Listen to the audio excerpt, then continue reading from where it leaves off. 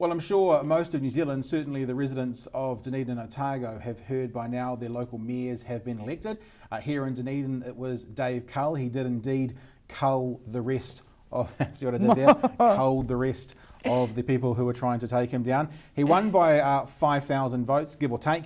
And by Saturday afternoon, we were learning this, quote, that Mr. Cull emerged as the winner of the race for the majority, gaining 17,229 votes under the STV system, a reduction compared with his last two election wins. His vote was well short of the 22,800 and some odd when he won for the first time in 2010, though not far behind his 18,446 votes in 2013. The big mover this year was Councillor Lee Vandervis, who at 11,806 votes, more than doubled his vote of 5,841 in 2013. That was reported in the ODT. And just quickly, when also Dave Cull was asked about his diminishing numbers, he said this, quote, "I won!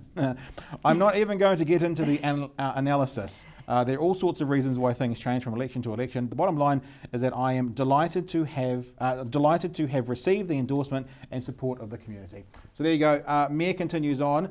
Some of the conversation is around the number of votes he didn't get, but inarguably he got the biggest slice of the pie. He is the mayor. I feel, yay, I mean, sucker for punishment, obviously, why would you? But don't you feel that if there hadn't been so many candidates for the job, this would be a very different story? So you're going down the Republican Party debate. I feel the vote was split. Where those 17 people were saying, if it wasn't, the majority of people were not voting for Donald J. Trump in this 17 people, that's the path you're going down. I just want to know what would happen if it had just come down to a 3-dog race. Right. Let's say, would it have been so split and would he have got fewer votes?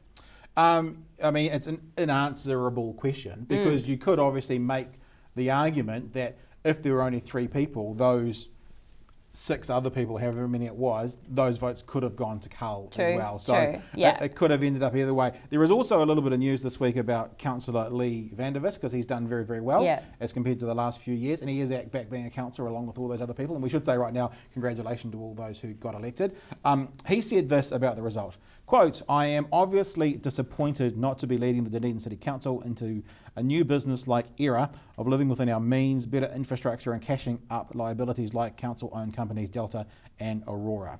I am encouraged that so many voters made me Dunedin's highest polling councillor." So a little bit of, a few, kind of a little bit of bitterness in there, perhaps. Well, a few comments, because he also did make the point very clearly that the majority of people did not vote for Cull, which is kind of he did mention that. But I also think it doesn't hurt to have someone who's been a contending mayoral candidate still on the council. I think it keeps you honest. Yeah, and obviously they have slightly different perspectives on how to run Dunedin from the council position, and I guess what we want as ratepayers and I guess citizens of the region is for ourselves to be represented on the council, and he certainly represents a good portion of society, as does Dave Cull, as do all the councillors, and so now we've given them the mandate, all of them, to run the city for us, and now we got to make them run it the way we want to. Is that right? No, it's not right, is it? Just let them get on with it properly. Get on with it. Yeah.